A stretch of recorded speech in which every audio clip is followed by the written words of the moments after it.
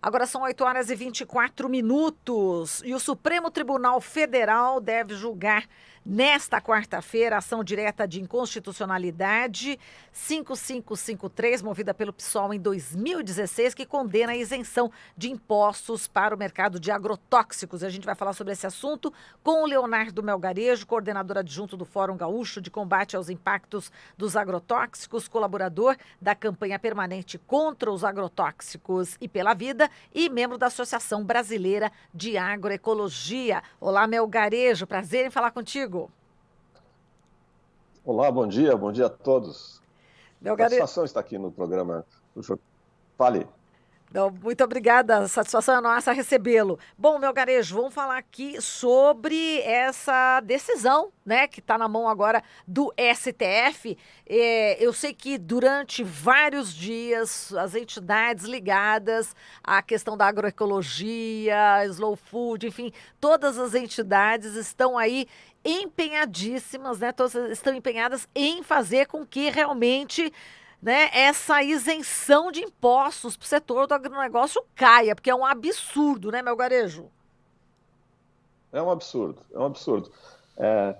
Possivelmente seja um dos setores que mais impacta sobre o Sistema Único de Saúde e é um setor que recebe benefícios fiscais que terminam estimulando o uso de venenos, que por isso acabam impactando mais sobre o Sistema Único de Saúde, que vem sendo apresentado como um problema de déficit de caixa do governo.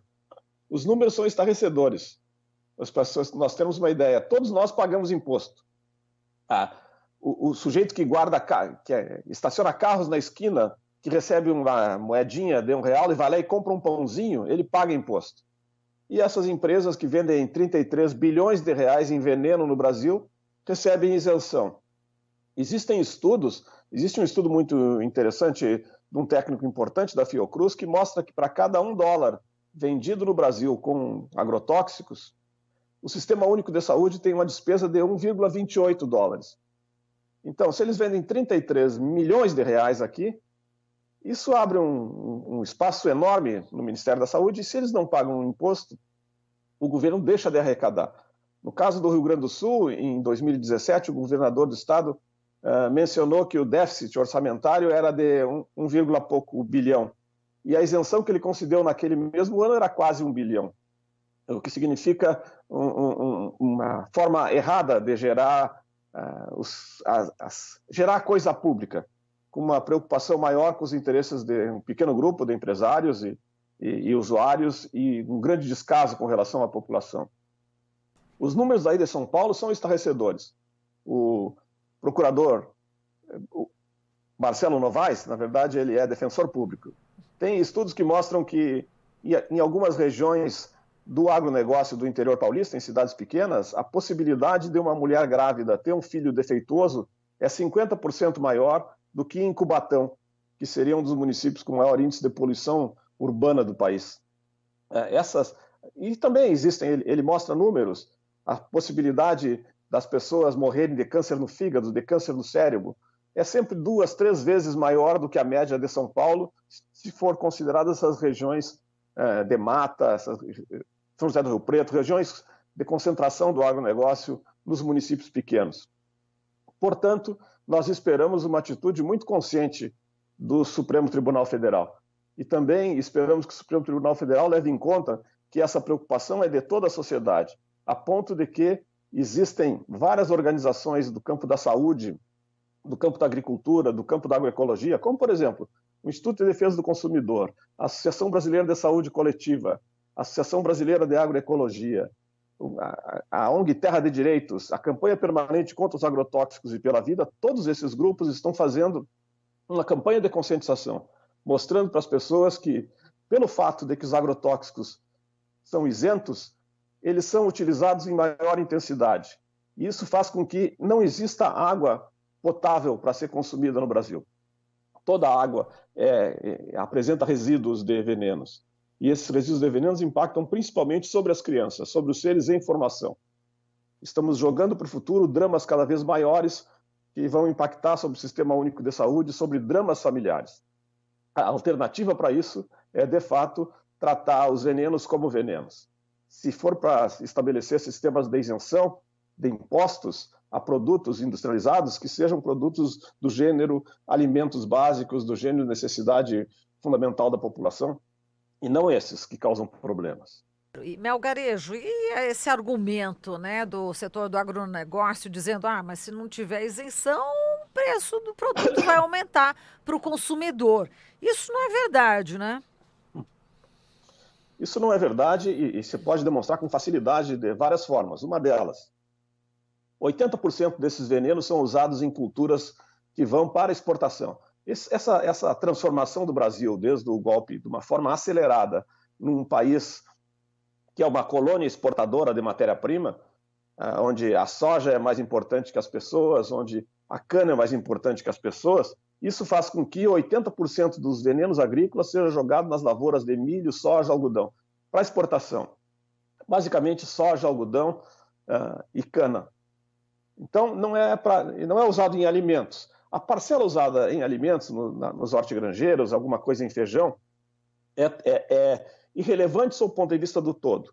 E, além disso, todo agricultor pode, na sua declaração de imposto de renda, abater custos de produção e pode abater o que ele gasta em insumos no imposto de renda. Portanto, ele tem a possibilidade de descontar esse valor, que se aumentar de 0,9%, como é hoje, para 2%, vai ter um impacto muito pequeno sob o ponto de vista do agricultor e vai ter um benefício muito grande sob o ponto de vista da população, de reforço do Sistema Único de Saúde e assim sucessivamente. E mais, se os agricultores do agronegócio, se a Confederação Nacional da Agricultura está preocupada, de fato, com redução de custo de produção, ela deve se envolver em defesa da Petrobras.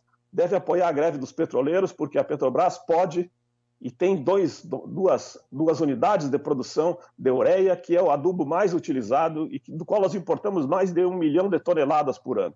A Petrobras, sendo fortalecida, pode produzir aqui o adubo nitrogenado que nós importamos. E importando, nós aumentamos muito o custo de produção. Aí sim, a situação é diferente. Aí sim, é possível reduzir custo de produção, produzindo internamente adubo que hoje é importado. Como são importados esses venenos?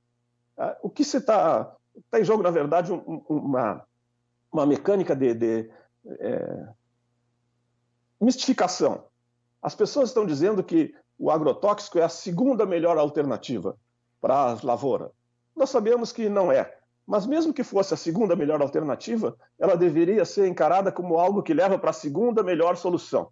E que, portanto, pode ser visto como a primeira pior solução. A primeira entre as piores. Aquela onde se aceita sacrificar uma determinada parcela da população, onde se aceita a necessidade de acabar com o SUS, onde se aceita que as pessoas devem tomar uma água envenenada. Nós precisamos de uma solução mais objetiva, mais clara, mais responsável com os direitos humanos, que se traduz por proibição do uso desses venenos. Não é razoável que nós continuemos estimulando a oferta de alimento envenenado em todas as casas, e que nós continuemos envenenando o meio ambiente para exportar soja, para exportar cana, para exportar algodão, para produzir mercadorias que não são destinadas ao consumidor e cobremos imposto até do guardador de carros quando recebe uma moeda e vai comprar um pãozinho. Perfeito, tá certo, Melgarejo. A gente convida todo mundo para entrar em qual site para poder se manifestar, qual que é a sua sugestão aqui, só para a gente encerrar a entrevista, Melgarejo, para todo mundo se mobilizar. Nós temos o site da campanha, a campanha permanente contra os agrotóxicos, nós temos o site da Terra de Direitos, com esses nomes se encontra facilmente no Google. Terra de Direitos, campanha permanente contra os agrotóxicos e pela vida. Nós podemos também encaminhar informação para os ministros que estão votando isso no dia de amanhã, no dia de hoje. É isso, quarta-feira. E recomendo que as pessoas procurem acompanhar o jornal Brasil Atual, que traz essas informações que não constam e não aparecem em outras mídias. Valeu, Melgarejo. Muito obrigada, viu, pelo apoio. Um grande abraço para você, Melgarejo. Até a próxima. E vamos aguardar a decisão aí do STF. Até mais. Com otimismo. Nós temos que deixar o pessimismo para melhores momentos, como dizia o Olívio Dutra. Grande abraço. Até mais. Um abraço. Falamos aqui com o Leonardo Melgarejo, ele que é da Associação Brasileira de Agroecologia.